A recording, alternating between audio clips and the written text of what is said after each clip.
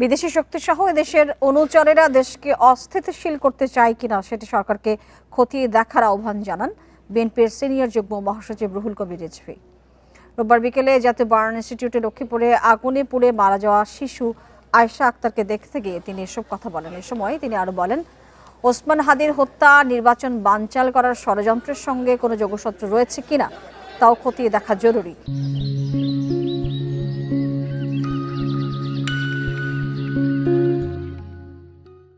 ওসমান হাদি হত্যা সহ দেশে নির্বিচারে যে সকল হত্যা হচ্ছে তাদের দ্রুত গ্রেফতারের দাবি জানিয়ে প্রশাসনের অবহেলারও কথা জানান তিনি। এ সময় তার সঙ্গে ছিলেন বিএনপির যুগ্ম মহাসচিব শহীদ উদ্দিন চৌধুরী অ্যানিও।